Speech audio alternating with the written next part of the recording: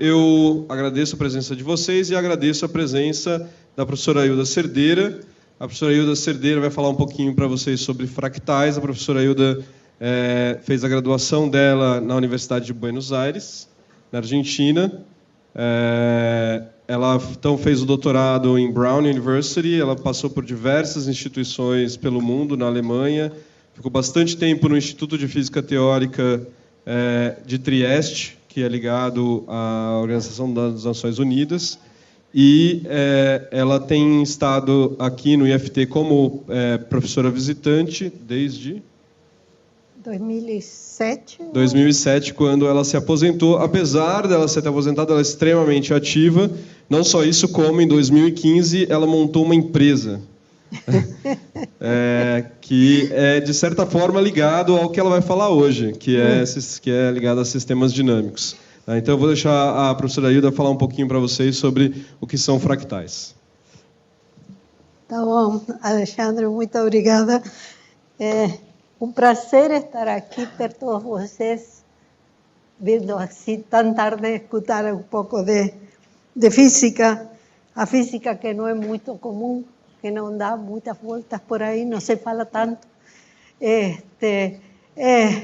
Então, o que eu vou fazer é falar um pouco desta física que é um pouco diferente, que requer uma forma diferente de pensar, ou seja, para poder resolver.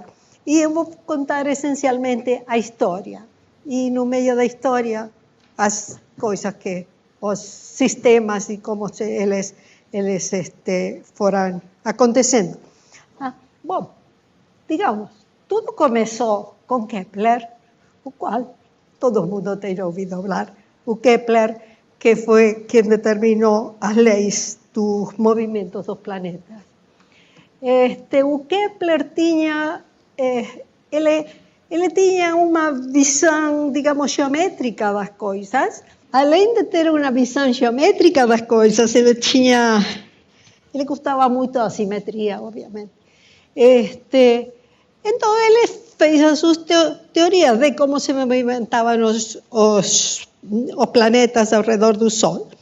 Na mesma época, e no seu mesmo em Praga, ele trabalhava na Alemanha, em Praga estava um astrônomo que também é muito conhecido, que era Tycho Brahe, e Tycho Brahe media o movimento dos planetas. E não só isso, fazia isso, se interessou muito pelo trabalho de Kepler. Aí convidou o Kepler. Aí o Kepler teve, ou seja, independente das quantidades de problemas que eles tiveram, ele tinha dados. E não tem outra coisa que os físicos teóricos gostem mais que de ter dados para comparar o que ele faz. E aí, quando ele comparou com os dados do Tycho Brahe, ele modificou muito as suas teorias e finalmente fez as suas, digamos, assim chamadas, conhecidas como leis de Kepler do movimento, que, ou seja, ele esqueceu de aquelas figuras como triângulos e círculos nos quais ele queria fazer movimentar os planetas e chegou à conclusão que realmente eles se movimentavam em elipses.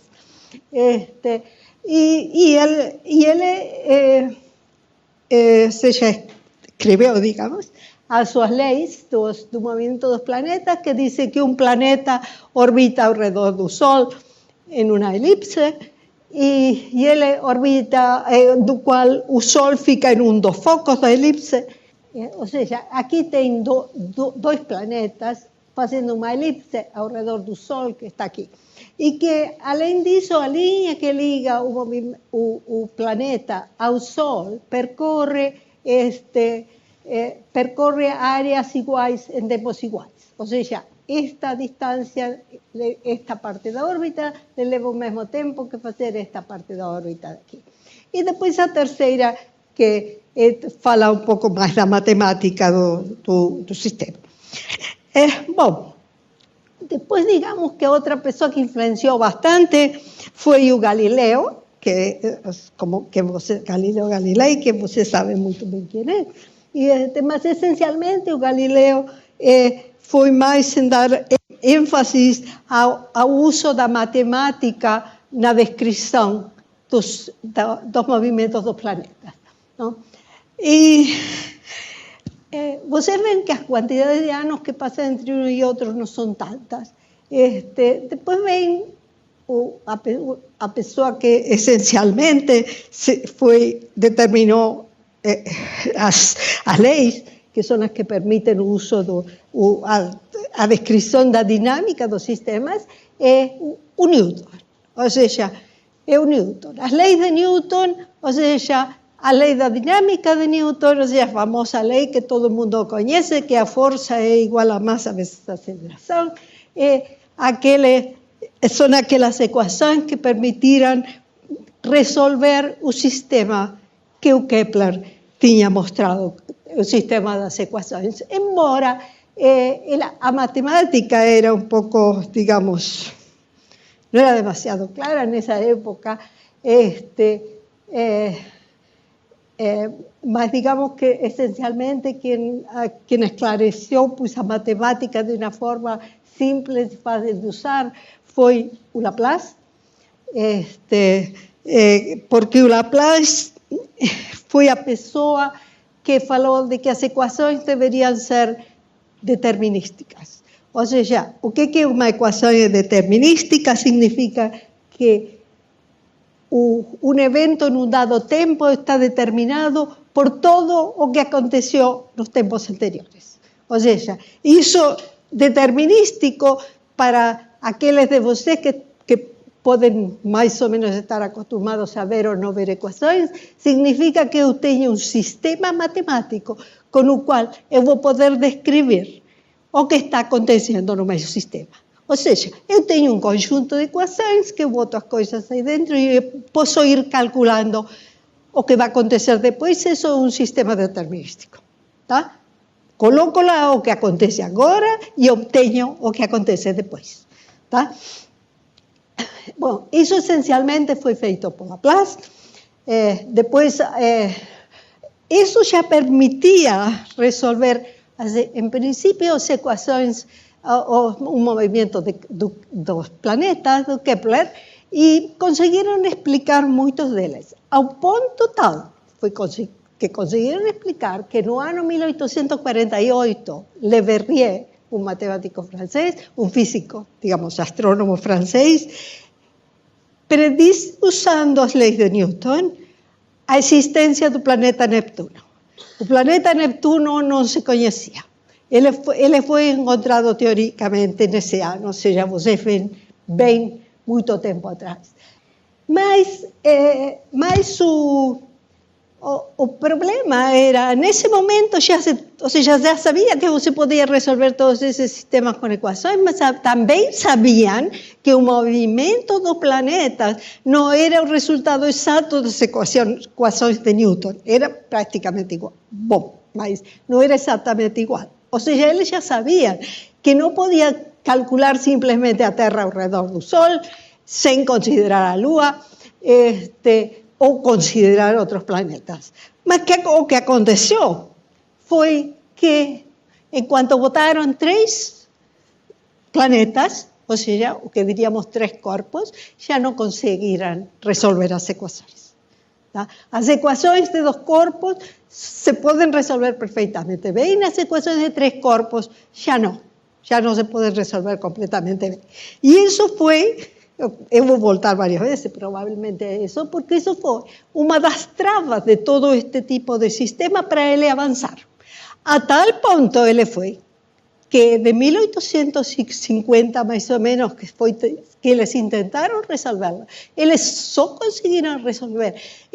O problema dos 3 corpos foi resolvido em 1991 por este rapaz alemão, o Dieter Wingen, e o que publicou o trabalho em 1991. Ou seja, e obviamente usando computador, não? Ou seja, que até lá o problema de 3 corpos não tinha solução.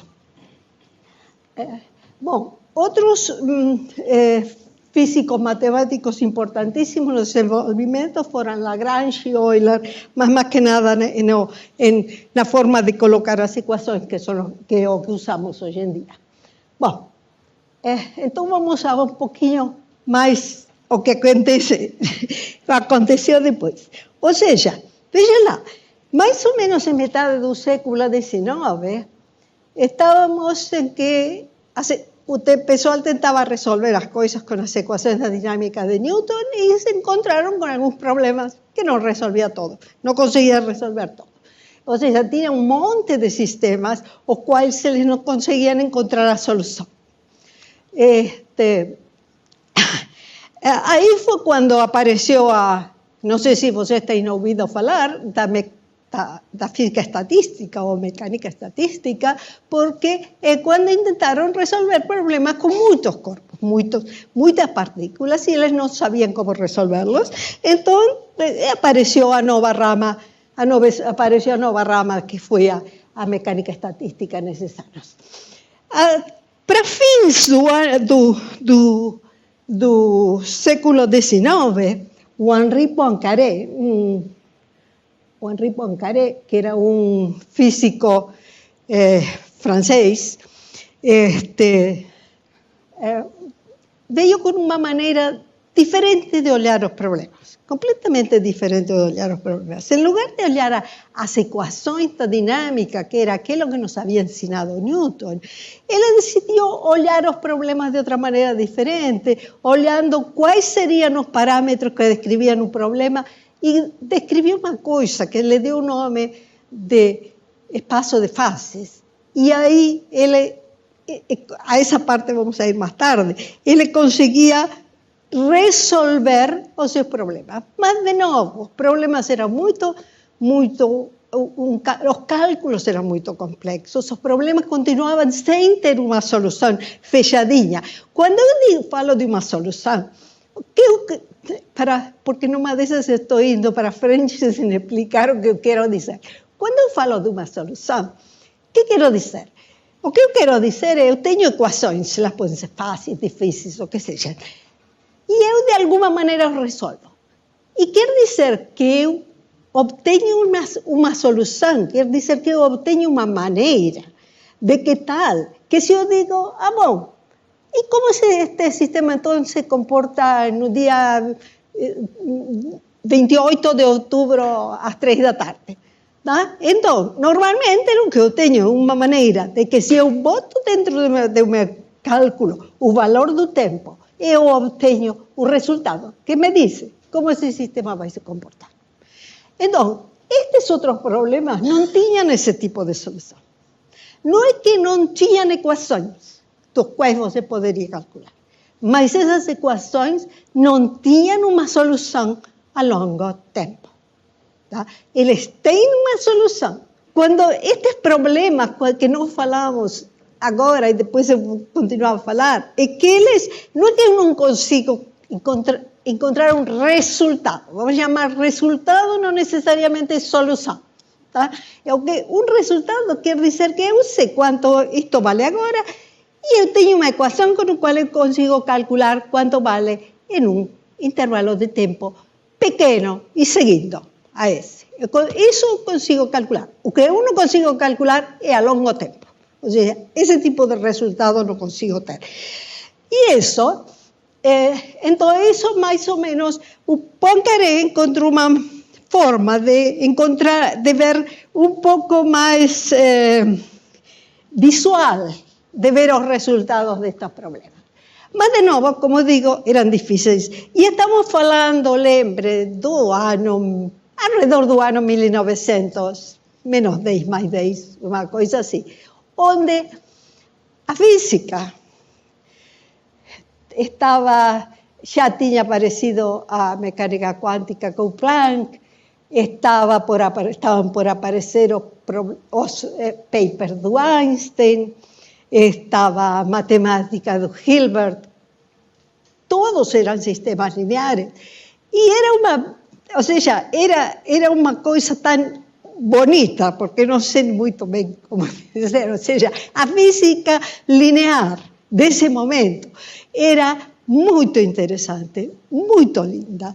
Por outro lado, tínhamos esta física que la vamos a chamar difícil, sem solução, que em algum momento vamos a chegar a um nome que é a não linear, que não tem, eu diria, que não tinha solução, eles não sabiam nem como resolverla, Então era claro que a maioria das pessoas que queriam fazer física se iam para a parte da física linear, porque era muito bonita e estava dando muitos resultados. E isso aconteceu durante toda a primeira metade do século XX. Tá? Ou seja, essencialmente, a física não linear, a física deste tipo difícil, sem solução, ficou lá paradinha, com algum que outro, trabalhando muito poucas pessoas, enquanto o resto tem dado a quantidade de resultados que todos conhecemos, né? Ou seja, parando em Poincaré, eu vou ir falando de todos estes outros físicos que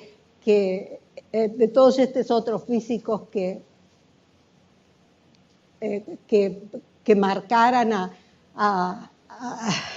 o desenvolvimento da física não linear, essencialmente na segunda metade do século. Então vamos um pouquinho ao que quer dizer, o que são esses sistemas.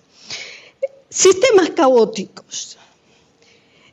Existe uma série de conceitos que estão associados ao caos e que essencialmente vão terminar definindo o caos.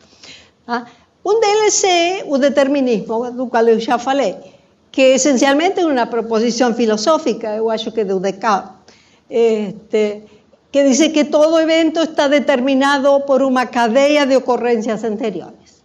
Isso, um matemático ou um físico entende que existe um sistema de equações para eu descrever o sistema e poder fazer cálculos com ele. Tá? Isso é o que ele está querendo dizer. Depois, a previsibilidade. Tá? Quando vocês têm uma solução de um problema, como eu falei para vocês querem saber o que vai acontecer com esse sistema daqui a 3 dias, você coloca um valor do tempo e sabe. Aí está, calculo e dá. Isso é previsibilidade. Agora, o conceito de previsibilidade, ou seja, o grau de certeza com o qual eu vou saber o futuro de um sistema, é um dos conceitos mais importantes na teoria do caos. O próximo é a definição de um sistema dinâmico. Né? Um sistema dinâmico é um sistema que muda no tempo. As equações em geral, você descreve todo o sistema com as equações de Newton. Os sistemas caóticos, vamos lá. Uma das coisas que a gente tem na mente, mesmo que não tenha mostrado ainda nenhum sistema caótico, é que se o sistema é caótico, completamente desordenado, eu não sei o que está acontecendo com ele. Tá? Ou seja, a gente tende a dizer que um sistema caótico é aleatório. Tá? Bom, não é. O sistema aleatório é um sistema no qual, em um momento dado, você não sabe o que vai acontecer com ele.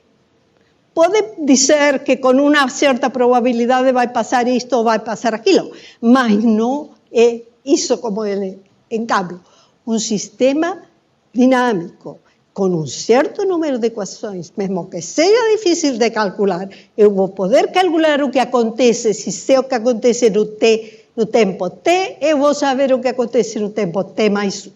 Não vou saber o que acontece 10 anos depois, mas em t mais 1 eu vou saber. Depois, a sensibilidade às condições iniciais é outra e eu vou entrar em mais detalhe nisso. E, finalmente, uma que a gente chama de sistema integrável, que já estivemos falando um monte sobre isso. Sistema integrável é uma maneira que os físicos matemáticos têm a costume de chamar os sistemas que têm uma solução. Né? E, se não são integráveis, se não têm solução. Né? Bom, vamos no próximo. siguen más conceptos de este tipo de cosas. Bueno, de nuevo, otra cosa importantísima de los sistemas caóticos son cómo sistemas son. Para eso vamos a distinguir entre dos tipos de sistemas, sistemas lineares y sistemas no lineares. Un sistema linear es aquel en el cual, dadas partes de un sistema, o todo es exactamente igual a la suma de las partes. ¿Ah? Eso se representa matemáticamente normalmente con una recta, como ustedes lo pueden ver aquí. Eso se representa con una recta en cualquiera de esos, o sea, con una recta o cuando ustedes escriben, si usted quiere olhar en ecuaciones, entonces escribe como tiene aquí. La recta sería x menos 2y igual a menos 2. Eso es una ecuación de una recta. ¿Tá?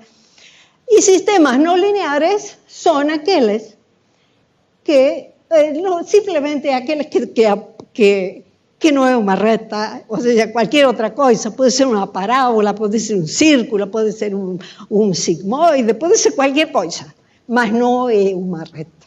Eso, ¿tá? O sea, eso que se llama con sistema no linear.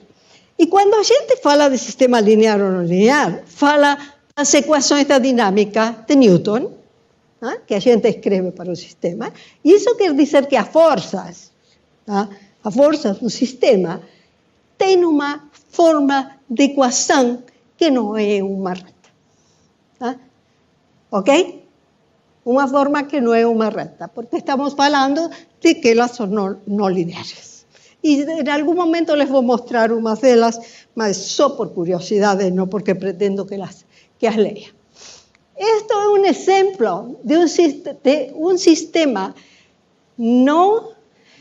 que no es lineal y a sensibilidad de las condiciones iniciales, y esto es un ejemplo real, ¿eh? Que aconteció na metade dos anos 80. Resulta que tenían foguetes, a NASA tenía foguetes por muchos lugares, y ellos tenían un foguete en particular que estaba en lo que se conoce como órbita dual o se conoce como punto de Lagrange para los astrónomos, y significa que está en un punto de que si usted tiene dos planetas, usted deja esa órbita no punto de equilibrio entre los dos planetas, y esa distancia se mantiene constante. Entonces, cada uno hace su movimiento y la órbita sigue manteniendo esa distancia. Eso, ahí estaba este foguete que se llama IS-E3. Bueno, lo que aconteció fue que no año 1983 descubriram um cometa que ia passar muito perto do Sol, ao qual se lhe deu o nome por causa de que descobriram, de Jacobin e Sinner. Eles descobriram que o cometa e calcularam quando ele ia passar perto do Sol. Ele ia passar em 1985 perto do Sol, e resulta que não tinha nenhum foguete que poderia ser enviado para interceptar o cometa. Para interceptar esse cometa e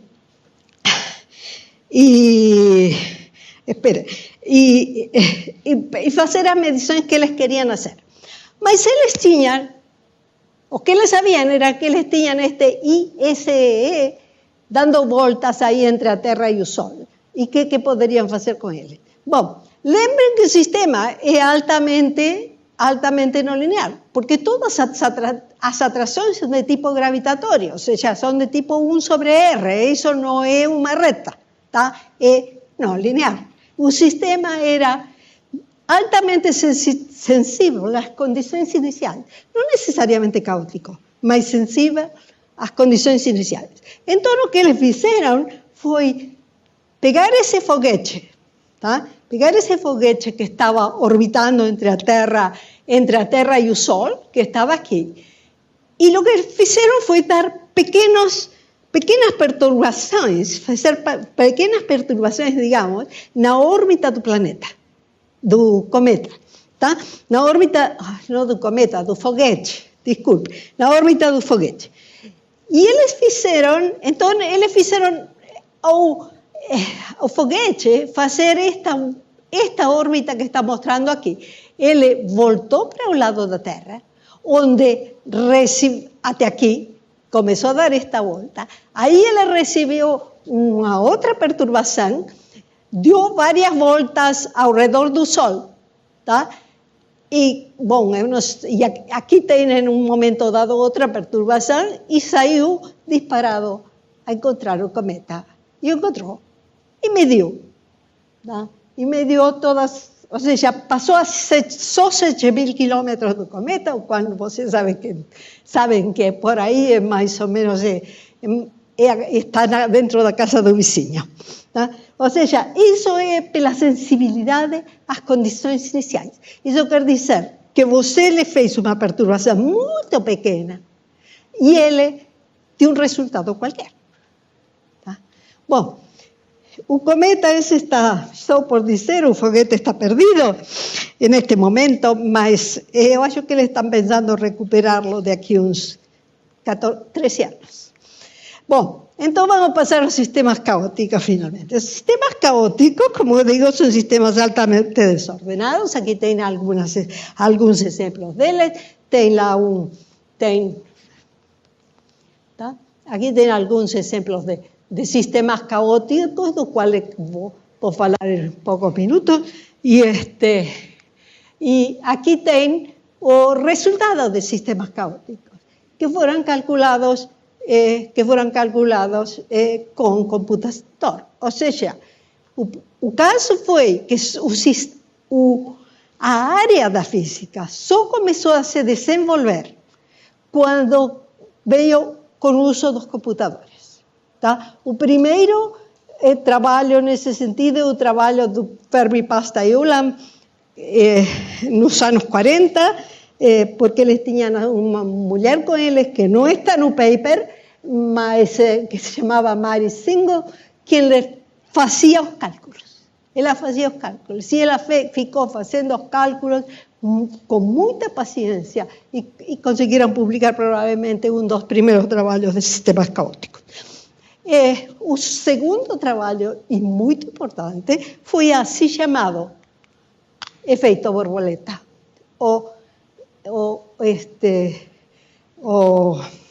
o sistema de Lorentz. Lorentz era um meteorólogo que estudava furacões, né? E ele fez um modelo para estudar os furacões, e o modelo dele era este que está aqui. Esta é a solução do modelo deles, esta é a órbita do que a partícula, digamos, o sistema está fazendo. E aqui está a famosa borboleta. Não é que o efeito tenha nada a ver com a borboleta, não é que nem sequer tenha a coisa casual que se parece a uma borboleta. Não tem absolutamente nada a ver com uma borboleta, é que a coisa era completamente nova e o Lorentz ia a uma das reuniões da Associação de Meteorologia ou alguma coisa assim, e ele tinha já publicado o trabalho, e o trabalho tem um título que a gente não chama atenção, mas ele conversando com um amigo, o amigo lhe disse algo assim como: e por que você não lo chama o bater de asas de uma borboleta em Brasil produz um tornado em Texas? Tá? E esse foi o título. Ou seja, esse foi o título do trabalho naquela reunião. Ou seja, não estou inventando pelo Brasil, esse foi o título. Hoje em dia, muita gente fala a borboleta na Tailândia, ou que seja, por dar lugar longe, mas o trabalho original tem a palavra do Brasil. Tá? Bom, vamos lá. Aqui, como é este sistema? Este sistema tem essas equações, que são essencialmente, a primeira são retas, a segunda, a primeira são retas, a segunda são retas, e o único termo que é não linear é este termo que é x vezes y, porque tenho duas variáveis aí, então já não é mais linear. Esa es la no linealidad de esas ecuaciones que producen todas estas mudanzas. Esperen, vamos a ver. Bueno, aquí vocês lo vieron no quadro anterior e agora eu les vou mostrar o que son de novo a sensibilidade das condições iniciais. Vejam estas duas figuras que são exatamente iguais, mas uma é verde, exatamente não, uma é verde e a outra é vermelha. E eu consigo ver essas duas, então elas não são exatamente iguais. Mas elas foram feitas com exatamente o mesmo cálculo. Só que num momento dado, eu pego o resultado do cálculo, paro aí, ou seja, pego o resultado, simplesmente lo pego da minha lista de saída do computador, e pego esse resultado e coloco esse resultado como ponto de partida do novo cálculo. E vejam lá, e em lugar de ele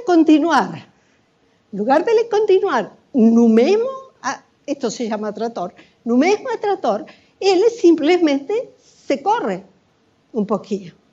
E por que ele se corre? Vejam lá, por que ele se corre? Aí está o que define um sistema caótico. E por que ele se corre? Vejam aqui. Aqui eu grafiquei aqui simplesmente uma das variáveis, a variável y, pode graficar qualquer uma em função do tempo, a partir do momento em que eu copiei o resultado e comecei o cálculo. Veja que eles começam iguais. E depois de um certo tempo, eles começam a se separar. Tá? E por que se separam? Tá? Se eu peguei o resultado que saiu do computador, lo pus dentro do computador e basta. Nada. Agora, lembrem uma coisa. O computador calcula com muitos dígitos. Né? Eu acho que calcula com 64, mas não sei. Ponha um número que quiser. Ele calcula com muitos dígitos, mas ele não escreve com todos esses dígitos. Ele escreve com a quantidade de dígitos que você lhe diz, ou com poucos. Então, eu tinha 8 dígitos e eu botei os 8 dígitos. Agora, os outros, quantos outros 56 dígitos que estão faltando? Não, um pouquinho menos porque está no zero e o ponto. Os outros, digamos, 50 e tantos dígitos, eu não sei o que são. Eu botei 0, porque eu não os escrevi lá. Mas o computador, no cálculo anterior, para passar ao passo seguinte, ele tinha todos esses dígitos. Então, o que eu estou querendo dizer é que as condições iniciais, a partir desse ponto, dos dois cálculos, do que eu fiz primeiro e o que eu fiz depois, diferiam no 8º ou 9º algarismo. Tá? Ou seja, eles eram incrivelmente pequenos, a diferença. Mas essa diferença muito pequena faz com que a trajetória, ou órbita se chamam às vezes, a trajetória se separem. Elas se separam e passam a ser qualquer coisa. Tá? Isso quer dizer que o que eu estou vendo aqui, um ponto e o que eu tenho do lado, na outra cor, não tem nada a ver um com o outro. Eles podem ser em tempos completamente diferentes. Eles se separam. E isso é o que se conhece como tempo de Lyapunov. É um nome que se lhe dá. E se conhece como tempo de Lyapunov. E isso é o que faz um sistema caótico impredecível. Tá? Você viu que eu falei de predicibilidade. Isso que faz o sistema impredecível. Eu não sei, eu posso calcular, mas eu não sei, a priori, qual vai ser o resultado que eu vou ter. Tá? E esse é um dos problemas sérios da meteorologia. Quando eles dizem, vai chover na quinta-feira, eles dizem, vai chover na quinta-feira, e normalmente vai chover. Tá? Mas ele não pode dizer se vai chover ou não, daqui a 20 dias. Tá? Porque o tempo de Lyapunov não é mais do que mais ou menos uma semana. Tá? Por isso eles podem calcular. Tem outras coisas que são menores. no movimento dos planetas, e aí vamos com Kepler, no movimento dos planetas, os planetas, de novo, também têm movimento caótico, mas a gente não vê. Por que não vê? Porque desde o tempo de Kepler até agora, as órbitas continuam sendo as mesmas. Tá? Mas não é porque elas, se você conseguisse medir com uma precisão infinita, seriam iguais. Elas não são. Tá? O que acontece é que os tempos de Lyapunov são muito grandes. Tá? Aí vai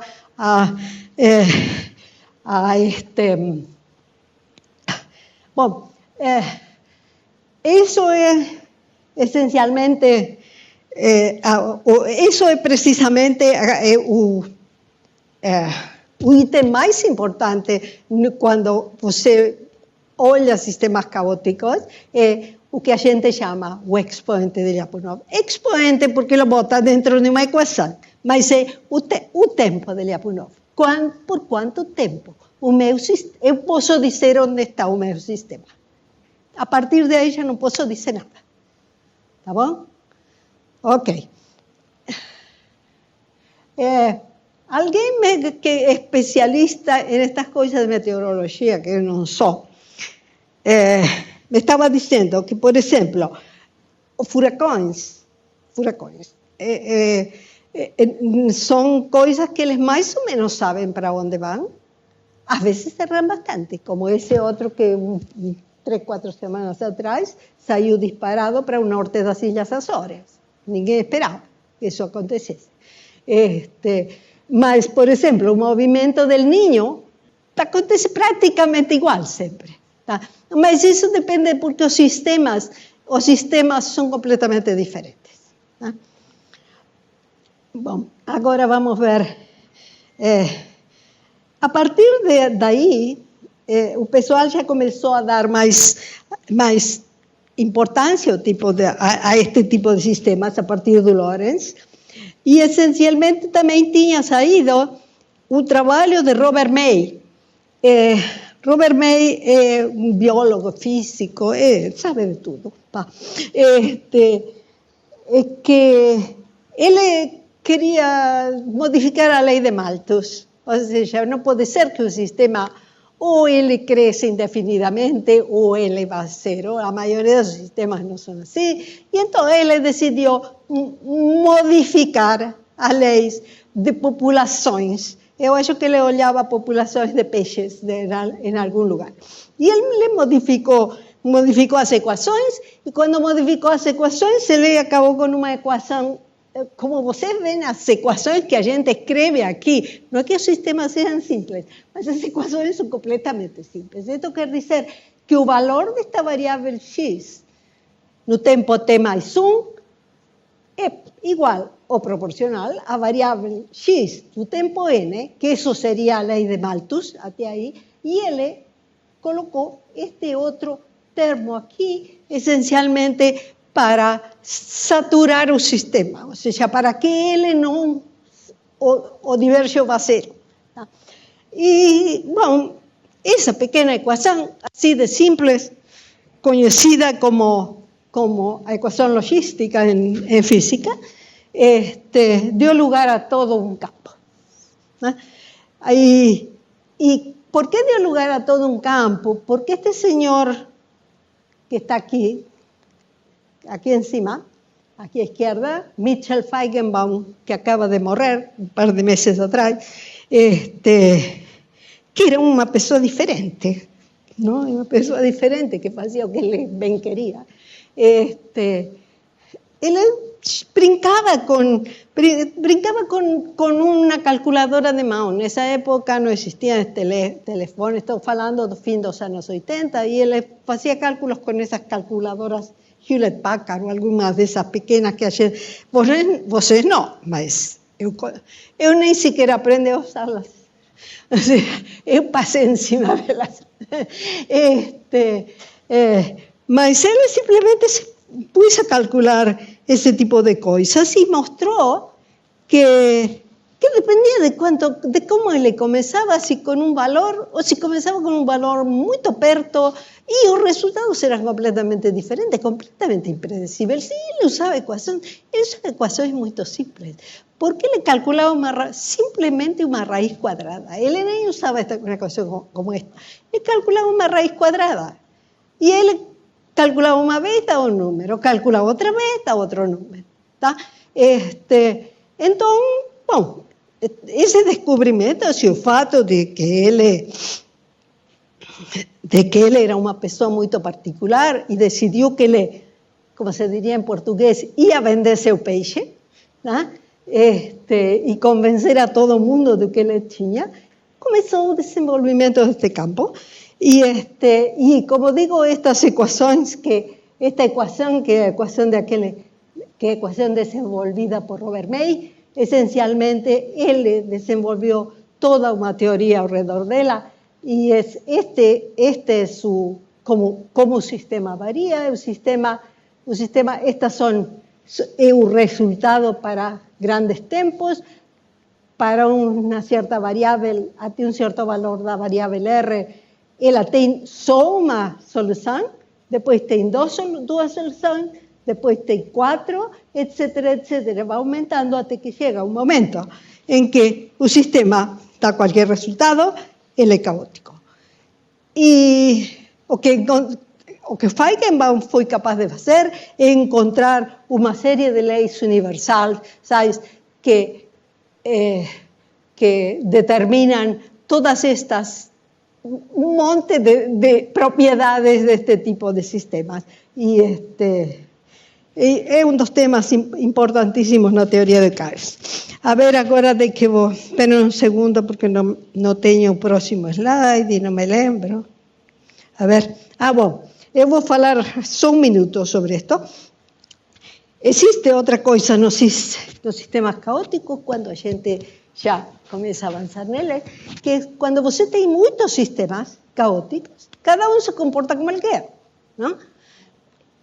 E será que eu posso pô-los juntos, a funcionar juntos? Ou seja, o que se chama hoje em dia de sincronizar os sistemas caóticos e que todos eles, embora todos caóticos, todos se comportem iguais. Bom, isto foi descoberto por Carol e Pécora. Aqui tem alguns exemplos, e eu vou chegar ao de Carol aqui embaixo. Aqui tem vários exemplos de sincronização. Este é um exemplo natural, que são os vagalumes. Esto tem sido visto em muitos lugares, que os vagalumes começam a acender, e acendem, desligam, e depois de um certo tempo, eles acendem e desligam, todos juntos no mesmo momento. Ou seja, se sincronizam. De alguma maneira, eles se sincronizam. Qual é a informação que eles passam, não sabemos. Um outro exemplo grande, importante da sincronização foi a Ponte do Milênio. A Ponte do Milênio foi aberta em Londres quando começou o milênio. E o pessoal começou a passar em cima da ponte. E o pessoal começou a passar em cima da ponte e a ponte começou a oscilar. Ou seja, o pessoal teve muito medo e saiu correndo. Não? Mas a ponte começou a oscilar. E durante muito tempo não se sabia por quê, mas finalmente se explicou. O que acontece é que as pessoas caminhando, de qualquer maneira, ou seja, essencialmente caminhadas caóticas, terminam sincronizando o seu movimento. Quando elas sincronizam esse movimento passa a frequência de sincronização ao balanço da ponte, porque essa ponte balança porque pendura, né? Então, ao balanço da ponte. Tá? E ela começou a balançar cada vez mais. Bom, eles finalmente souberam. Não é a mesma coisa que aquela famosa ponte em que marchavam os soldados. Essa é outra história de outra parte da física. Bom, esse é um exemplo de sincronização. E um outro exemplo grande são as mensagens codificadas em sistemas do tipo mestre-escravo. Isto foi o que descobriram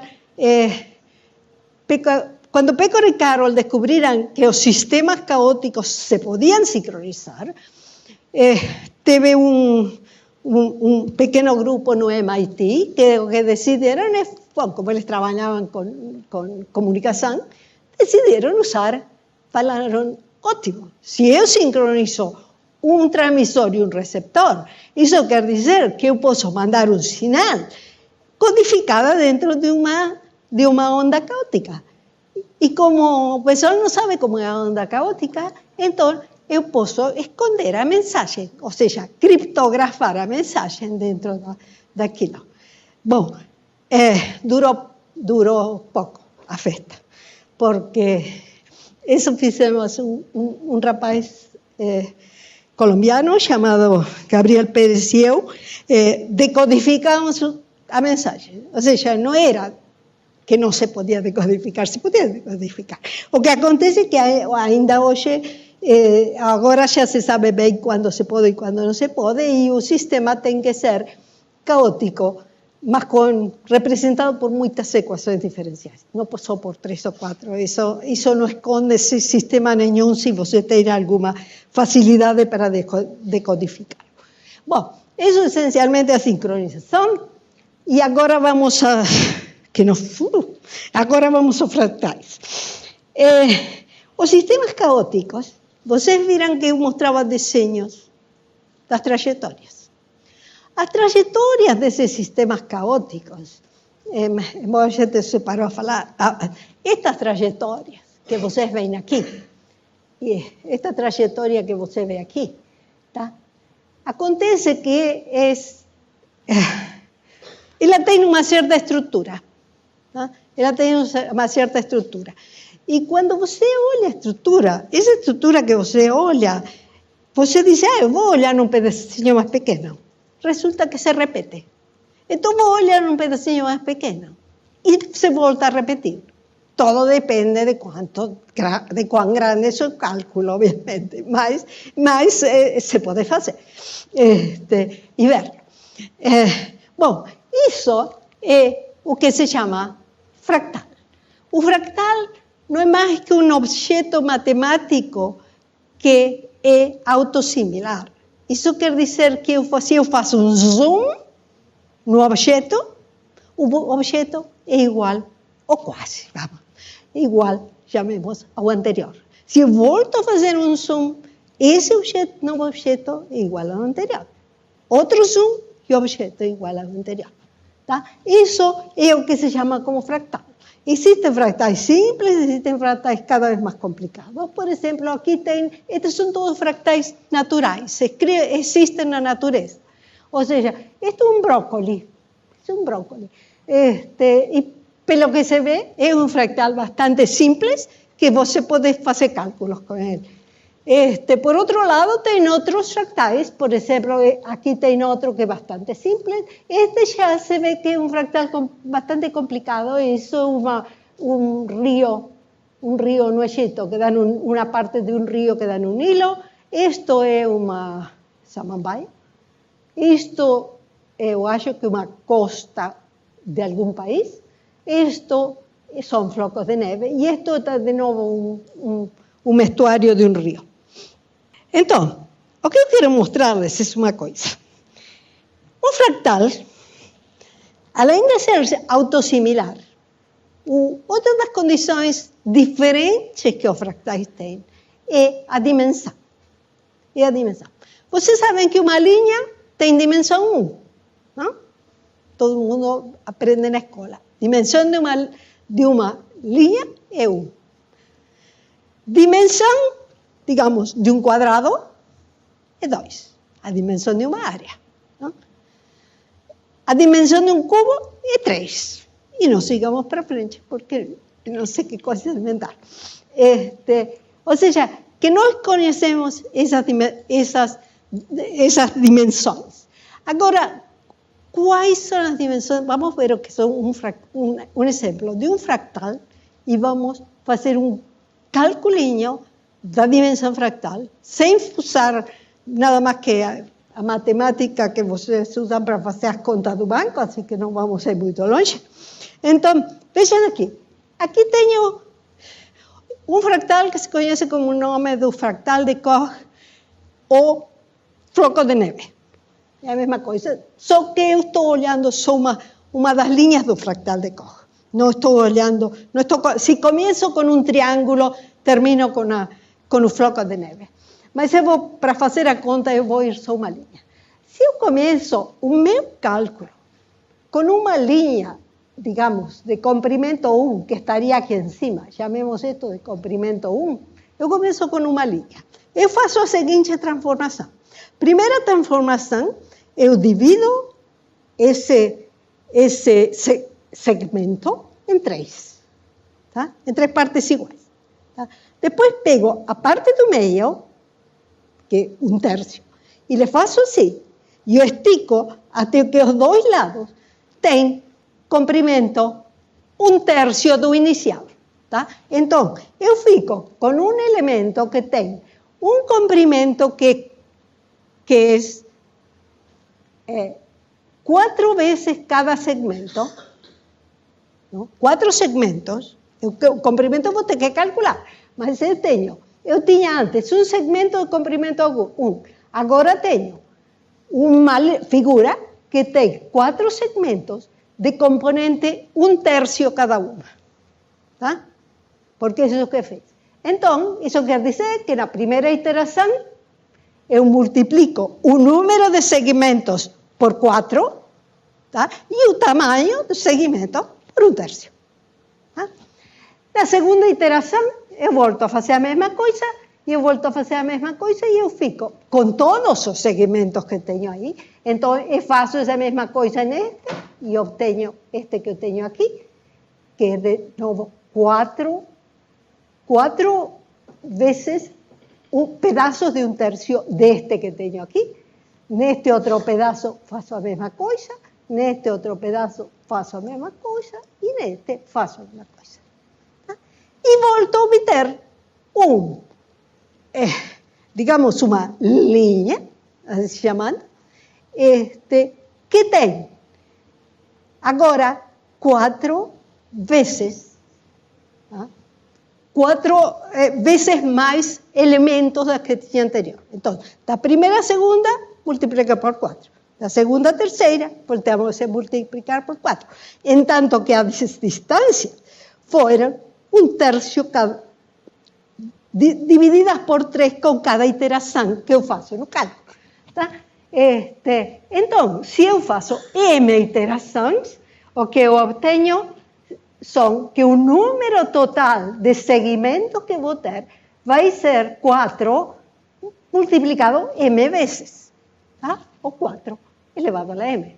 E o fator de encolhimento, que eu estou chamando de epsilon, que era 1/3, vai ser 1/3 também multiplicado M vezes, elevado a M.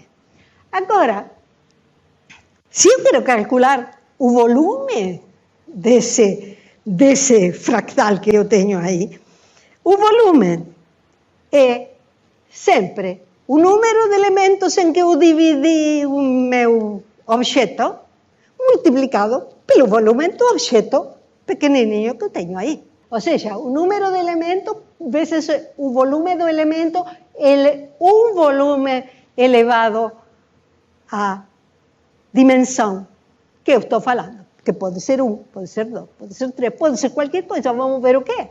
Tá? Então, eu posso fazer as contas, é só tirar um de fora do outro, me sai que o N, que era 4 a la M, vai ser proporcional a esse epsilon elevado a M e elevado a D, e se vocês sabem calcular logaritmos bem, senão não importa. Eu obtenho que a dimensão fractal, que a dimensão do fractal, vamos chamarlo, é logaritmo de 4 dividido o logaritmo de 3. O logaritmo a partir do número 1. Os logaritmos, quanto mais grande o número, mais grande o logaritmo. Tá? Então, isso quer dizer que o logaritmo de 4 é maior que o logaritmo de 1, e então a dimensão é maior do que 1. Tá? E não só é maior do que 1, ela não é um número inteiro. Tá? Se a gente se toma o trabalho de calcularlo da superfície que ele vai ocupando, assim aqui, a superfície que ele vai ocupando, tá? Resulta que você obtém que a superfície desse objeto tende a zero, enquanto que o comprimento desse objeto tende a infinito. Tá? Ou seja, o comprimento se vai fazendo cada vez mais grande com cada uma dessas, digamos, iterações que estou fazendo, se vai fazendo cada vez mais grande e aquela superfície se vai fazendo cada vez. Ou seja, ele não tinha superfície, era uma linha, tá? Mas vai tendendo a zero. Ou seja, não tem superfície, ou seja, não chega a 2, é mais do que 1, mas não chega a 2. E essa é uma das propriedades de muitos fractais, que eles são maiores do que 1. Tá? Esses são fractais que a gente consegue calcular. Tá? Existe na natureza outra coisa que se conhece como multifractais. Multifractais quer dizer que eu não posso calcular a dimensão, que não tem uma dimensão fractal única. Tá? Ele tem muitas dimensões fractais. Esqueçam de que tem muitas dimensões fractais, significa que eu não posso calcular a dimensão fractal. Por exemplo, naquele brócolis estava para calcular a dimensão fractal, é um pouco difícil, mas dá. Mas em qualquer outro destes não dá. Bom, multifractais existem, por exemplo, em turbulências, que é aquilo que tenho lá em cima, que isto pode ser movimento, por exemplo, de um líquido, depois que passou um objeto, se o líquido se movimenta com uma velocidade acima de uma certa velocidade mínima, ele começa a formar este vórtice que tem aí. Embora eu deveria mostrar isso nestes três, porque estes três são fluidos, ou seja, em geral, estes são nuvens, todos eles, e aquilo é um campo magnético entre galáxias, que é diferente, que, digamos, mais difícil de explicar. E este último que tem aqui embaixo, tá? Isso é um eletroencefalograma, tá? De uma pessoa com epilepsia. Tá? Esse eletroencefalograma é um multifractal. Se pode calcular se ele é ou não é fractal e se chega à conclusão que ele é um multifractal. Tá? Ou seja, esses são os tipos de coisas que os fractais têm, aqueles que temos na natureza. E eu vou lhe mostrar agora um filminho que o que nos mostra é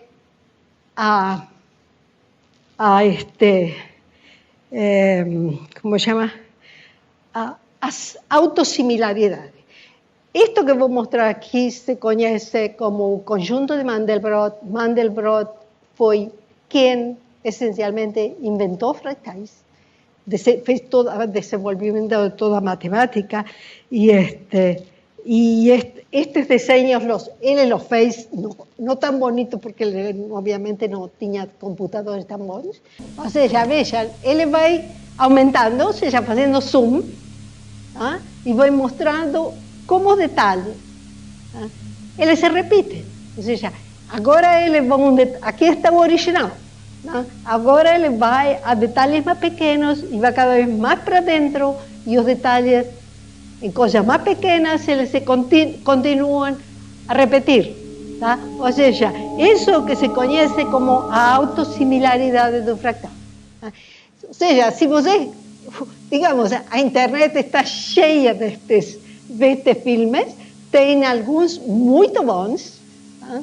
Outros menos bons, mas você pode ficar olhando lá por bastante tempo e eles te explicam o que são.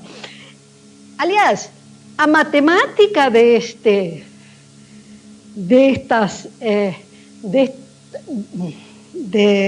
contornos do fractal foram feitas no começo do século passado. Tá? No começo do século passado, por um matemático francês chamado Julian, que eu acho que ele foi soldado durante a Primeira Guerra Mundial e parte dos desenvolvimentos lo fez estando nos campos de batalha. Não? Quizás se aborrecia com todo o resto e ele decidia fazer a matemática. Ele fez a matemática de todos estos bordes que se conocen como conjuntos de Julian, ¿no? Que fueron después aproveitados por Mandelbrot para hacer eles. Bom, e eu acho que este é outro fractal, não importa. Como eu digo, podem ser o mesmo joguinho. Aqui tem outro que também, este de novo é um desses muito coloridos. E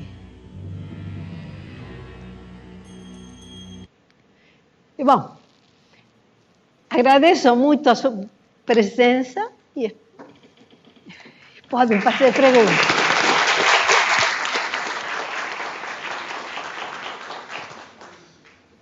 Temos perguntas?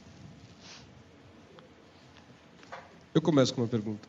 Como é que você consegue identificar que no eletroencefalograma é um fractal? Como que é possível fazer? Bom. No todos os cálculos de fractais são iguais.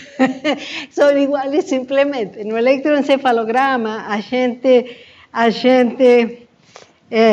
calcula o que seria o equivalente. Desculpem a explicação, vai ser de física. Vai ser, você pode calcular uma função de Partizan.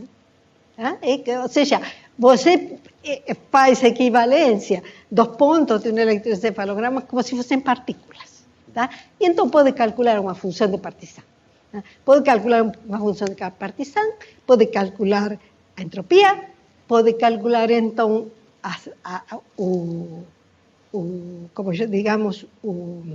a dimensão do teu problema, depois aí calcula o espectro fractal e você vê como o espectro é.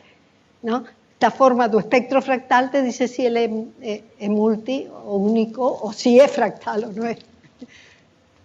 Na parte que você faz o cálculo da dimensão do fractal, na parte da expressão do volume, que é tipo o volume é o número de elementos, vezes o volume do elemento elevado à dimensão, certo? Eu não calculei o volume, eu só calculei o comprimento. Isso, a dimensão, certo? E sim, para calcular a dimensão. Isso. Eu só queria entender a expressão que... Tem uma imagem aqui, essa parte, vou mostrar. Essa parte aqui, que tem essa expressão, que ela significa de fato? Essa que eu te falei que o volume é igual ao número tal vezes o elemento. Veja, imagina. Hilda, você pode sim, mostrar, mostrar na transparência. Veja aqui, imagina que você tem, vamos fazer um desenho fácil, um cubo. Imagina que não é um cubo, porque a coisa é um pouco mais complicada. Tá? Mas você quer calcular o volume disto. Tá? Mas você tem, a única coisa que você tem é uma reguinha de 1 milímetro. Tá? E você quer calcular isso, essa coisa é grande, você tem 1 milímetro. Então, o que acontece? Você pega a tua reguinha de 1 milímetro e define cubinhos de 1 milímetro cúbico. Não? Define cada lado desse cubinho 1 milímetro, porque isso você consegue medir. Tá? Então, o que faz agora? Vem aqui, coloca um cubinho aqui, outro cubinho aqui, outro cubinho aqui, outro cubinho aqui, e enche o cubo de cubinhos. Tá? Isso, então, depois você conta os cubinhos. E então, o teu volume vai ser o número N de cubinhos, vezes o volume do cubinho. Isso vai ser o volume total. E essa é a fórmula que eu escrevi aí. Eu queria saber se a teoria do caos funciona para sistemas fechados. Porque eu imagino que se você tem um sistema fechado, suas variáveis são finitas e você conhece elas. Então, você pode limitar a sua equação e saber até onde vai. Sim. Olha, sim funciona. O caso é assim. Quando eu digo que o sistema é caótico, imagina que você tem um sistema fechado. Voltamos ao cubo. Você tem um sistema fechado e tem aí dentro umas partículas que seguem uma certa dinâmica, e essa dinâmica você vê como é. O que acontece, se o sistema for caótico, ele pode estar ter limites, como você diz. O que acontece é que você ainda não sabe onde ele está. Porque o que acontece é que você faz os cálculos e diz, bom, a minha partícula está aqui. A minha partícula, em 3 dias e 2 minutos, chegou aqui. Tá? Porque eu comecei aqui. Porque eu iniciei o cálculo aqui. Tá? Agora, o que faço? Movimento ele aqui. Normalmente, se todo estivesse bem, esta outra vai estar pertinho desta, não? Mas não. Ou seja, ela vai estar ainda dentro do cubo, porque o sistema é acotado, limitado. Tá? Mas ela pode estar em qualquer lugar. Ela pode estar em qualquer lugar. É como o atractor de Lorentz que eu mostrei, você sabe que a partícula vai ficar nessa região. Tá? Mas em qual lugar desse atractor, não. Ou seja, ela vai continuar descrevendo essa trajetória assim. Mas onde ela vai estar, não sei. Esse é um dos problemas. Tem outra coisa, se me dá medio segundo, para quem esteja pensando em fazer física, estudar alguma coisa desse tipo.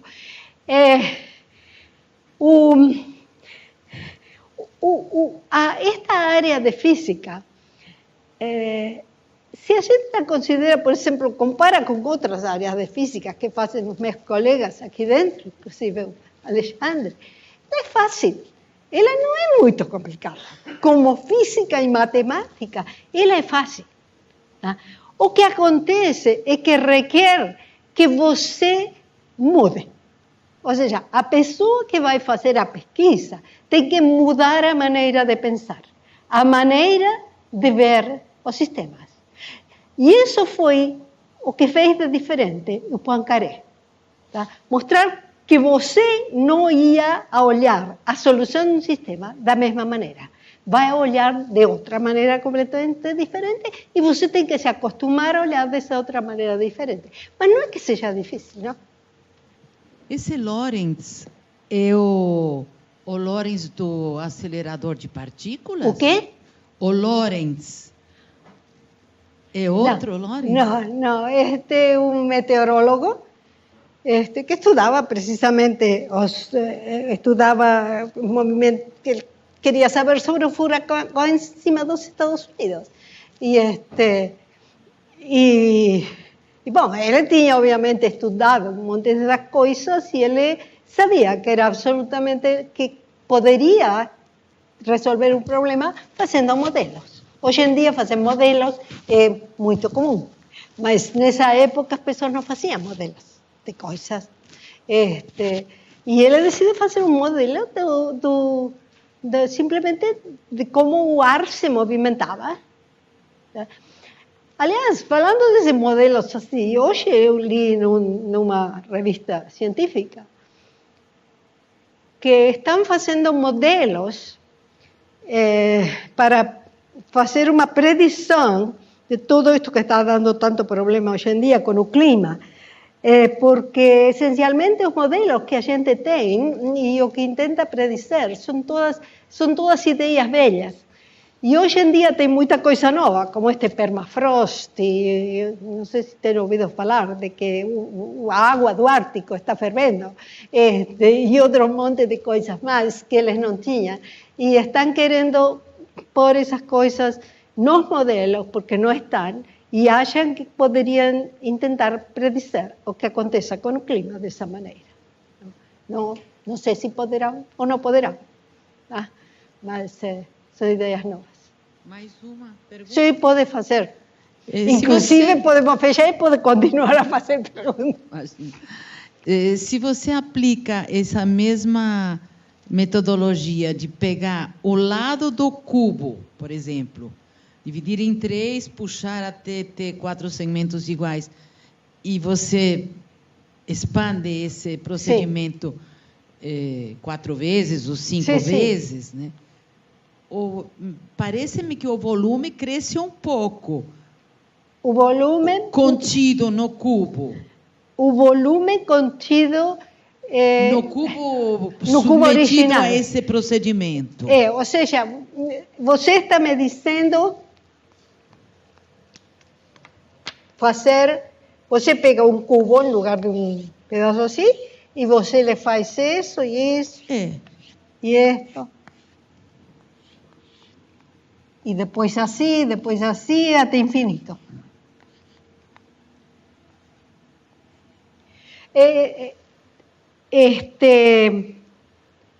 Sim, o volume parece a superfície aumentar. parece sim, que é tem... o inicial, mais alguma coisa. Ou seja, o inicial... E a superfície... Como? A superfície tende a infinito. Não entendi. A superfície. Sim, a superfície, se isto é a projeção de um cubo, ou seja, você daqui tem um cubo, a superfície vai tender a infinito, porque você está aumentando em cada volta um pedacinho dela, em cada iteração que você faz, você lhe põe um pedacinho a mais. Mas o que põe de volume ou de área é finito. Não é finito, se pode calcular, mas não tem sentido calcular porque requer um pouquinho, não muito, um pouquinho mais de matemática, mas se pode calcular. Sim. E você não pode fazer com qualquer, vá a casa e tente fazer o brócolis, aquele desenho do brócolis, aqueles são, a gente não pode pensar como uma esfera e depois le põe conos. Y la esfera la abre en conos. Y cada lado do cono passa a ser uma coisa assim, né? E depois faz outro aqui. E aumenta. E vai aumentando. E o brócolis, como digo, não deve ser... Eu não estou dizendo que é trivial. Eu estou dizendo que não é muito difícil de fazer. Que se pode fazer.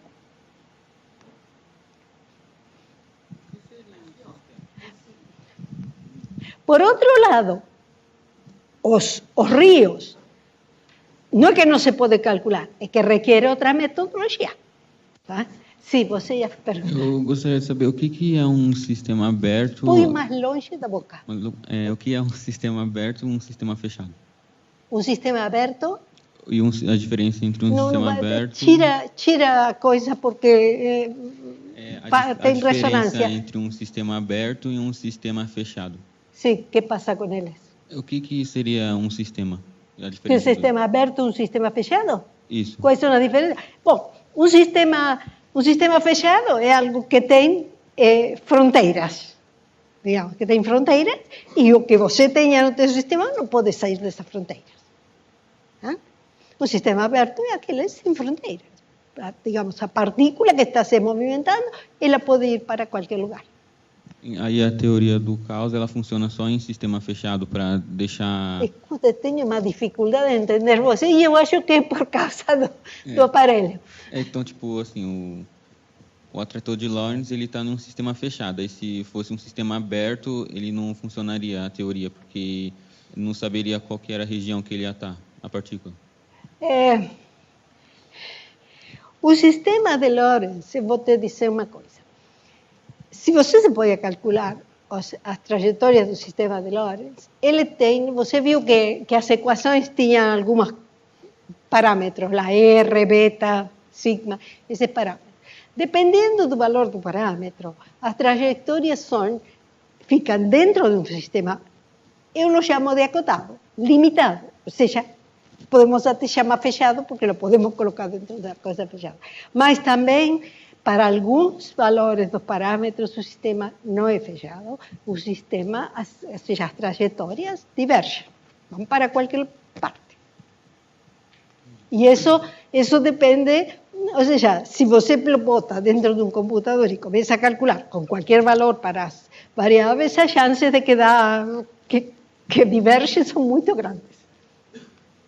Eu tinha uma definição de sistema que tipo era um conjunto de partículas que se interagia tipo meio que sincronizadamente assim, mas então tipo sistema não tem nada a ver com sincronia de partícula dentro. É tipo uma coisa fechada que tem limite.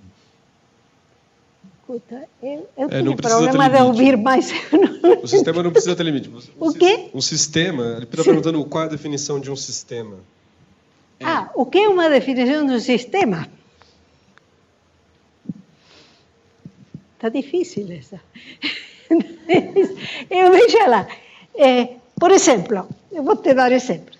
Um sistema pode ser o Sol, a Terra e a Lua. Aí eu tenho um sistema de 3, chamemos, corpos, né, interagindo entre si, de alguma maneira. Né? Então, esse é o meu sistema. Agora, ninguém disse que é um sistema fechado. Isso é o sistema que eu vou olhar. Né? Que eu vou olhar. Esse é um problema em física constante. Ou seja, você tem que definir um sistema, você quer olhar alguma coisa, você tem que decidir até onde você vai olhar, com quanto detalhe e que coisa vai olhar. Porque você não pode ler o universo completo. Tá? Não pode escrever uma equação para o universo completo e tentar resolvê-la. Então, o que as pessoas fazem? Dizem, eu vou estudar como se movimenta tal coisa. Então, vamos lá. ¿Qué es lo que está me diciendo?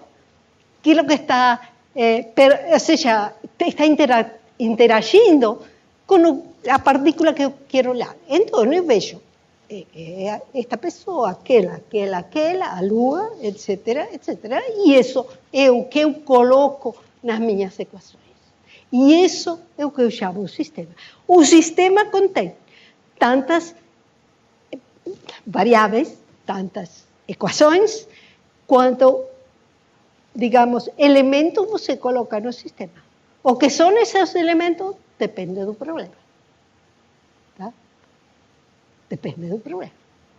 Por exemplo, não sei se você ouviu alguma vez, ou seja, de partes de física que são conhecidas faz muito tempo, como, por exemplo, o movimento das partículas dentro de um sólido. Tá? E as pessoas falam dos elétrons dentro do sólido. E vamos, e o centro do átomo, onde está? Tá? O que acontece é que as pessoas, de alguma maneira, que a gente aprende a fazer, de alguma maneira, você elimina do teu cálculo algumas partes do sistema, porque elas se movimentam lento, porque elas estão muito longe, pelo que seja. Nesse caso dos elementos sólidos, isso é o que a gente faz. Ou seja, os átomos, com respeito aos elétrons, se movimentam praticamente nada. Então, isso é o que você diz. Este se movimenta tão lento que não me importa. E isso define o teu sistema, porque senão eu teria que conseguir todos os elementos de cada um dos átomos e de todos os núcleos dos átomos e calcular com tudo isso. É muito cálculo para fazer, não tem computador que dá. É necessário também. Tá? E esses são os sistemas. O sistema é a quantidade de elementos que você bota no teu cálculo, digamos. Ou bota no que você vai olhar. Eu tenho, mais uma pergunta.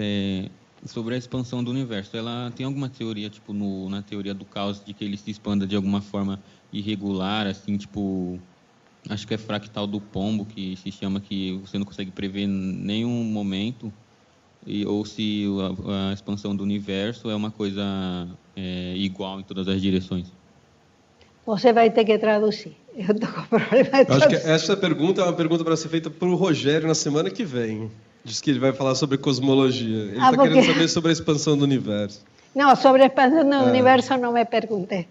Eu fiquei muito curiosa quando você colocou Poincaré como uma divisória de águas. Sim. Entre uma e outra forma de pensar. Sim. Me lembrou o começo do século XX, que teve aqueles 30 anos que revolucionaram a física, com a descoberta da radiação, o átomo, as partículas, a quântica. Você poderia esclarecer melhor o papel de Poincaré nessa nova forma de pensar que trouxe os fractais? Eu fico muito surpresa de ver quanto isso é infinito, porque tudo funciona assim na natureza, né? Por favor. O Poincaré decidiu olhar o sistema da seguinte maneira. Ele Ou seja, veja que ele já sabia que os sistemas não tinham solução. Tá? Muitos desses sistemas não tinham solução.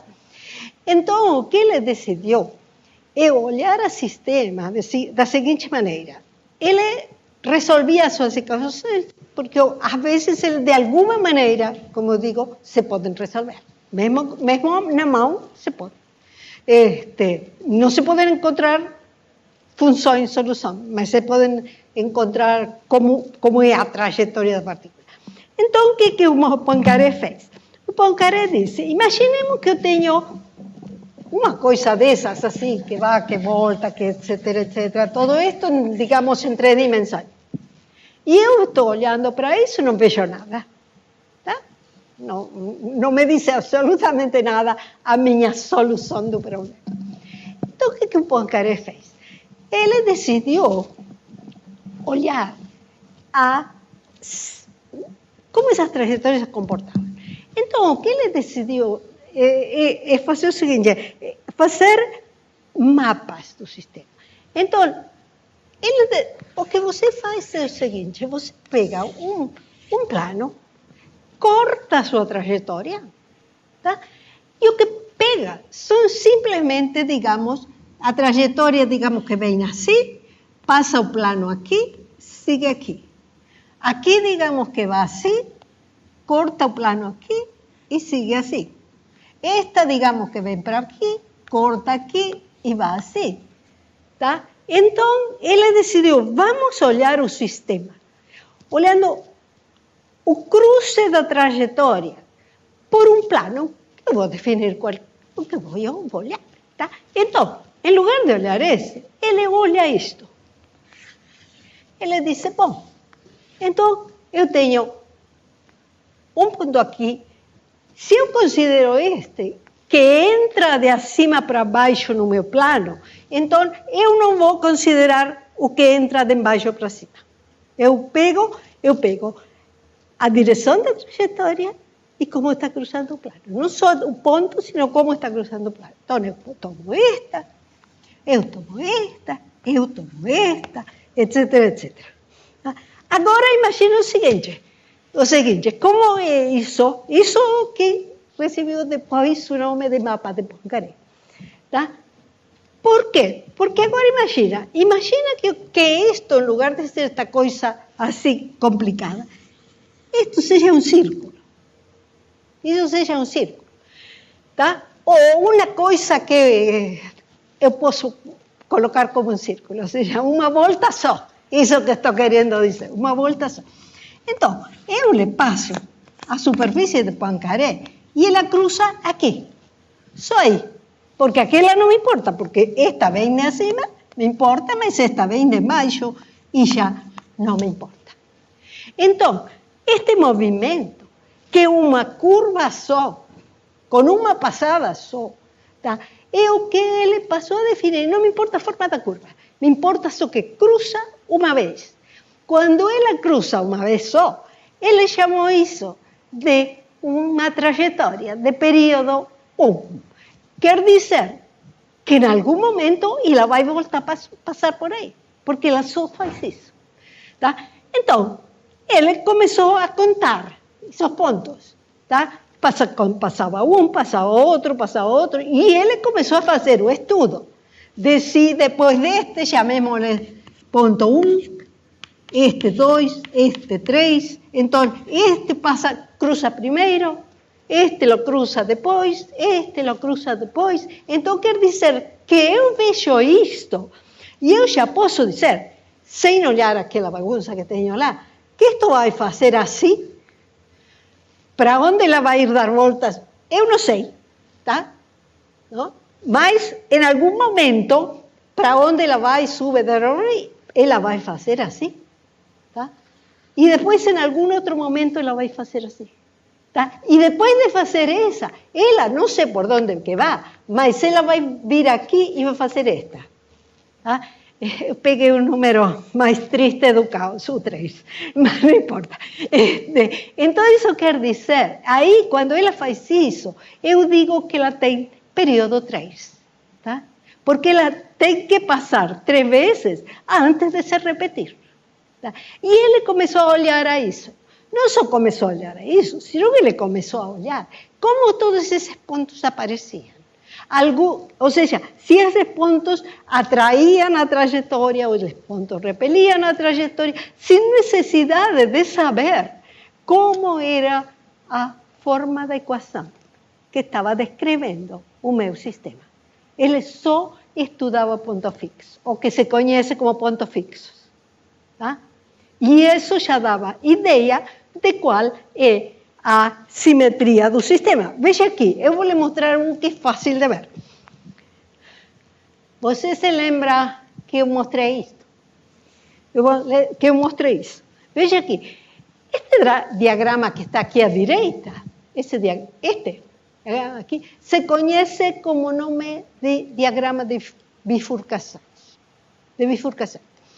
Isto está representando o valor do x a um tempo longo em função daquele parâmetro que está lá. Então, isso quer dizer, aqui, para este parâmetro, ele faz os cálculos e obtém sempre o mesmo valor. Veja que eu tenho x, que o meu mapa é x em ponto n e x em ponto n mais 1. Tá? E isso é o que eu vou calculando. Isso quer dizer que eu não sei como é a trajetória verdadeira, mas eu sei que eu meço aqui, me dá esse valor de x. Depois eu meço aqui, me dá esse valor de x. Passo t mais 2, dá o mesmo valor de x. Ou seja, isso, então, ele chama de período 1. Eu não sei quanto tempo passou para dar a volta de aqui a aqui, mas eu sei que ele termina sempre nesse mesmo lugar. Tá? Veja aqui, quando ele passou a este lugar, o que está me dizendo é que em tempo t, ele toma este valor de aqui embaixo, e em tempo t mais 1, ele toma o valor aqui em cima, e em t mais 2, este de aqui embaixo, e em t mais 3, toma lá em cima. Ou seja, ele faz 1, 2. Então, tem 2 cruzes no mapa de Poincaré. Tá? E ele começou a olhar os sistemas assim. Ou seja, como esses sistemas se comportam para tempos longos. Ok? Isso que... E ele revolucionou a física dessa maneira. Oi, boa noite. Deixa eu perguntar. O movimento browniano, ele pode se aplicar à teoria do caos? Existe alguma relação entre esses dois tipos essas duas coisas? Não.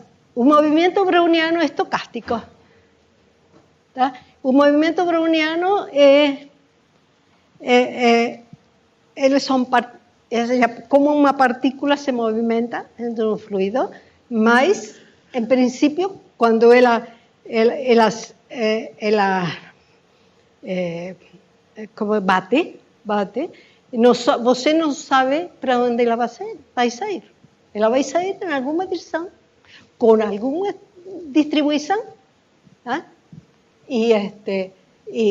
Bom, e você pode calcular coisas que se calculam no movimento browniano, difusão e outro tipo de coisas. Mas não é a mesma coisa.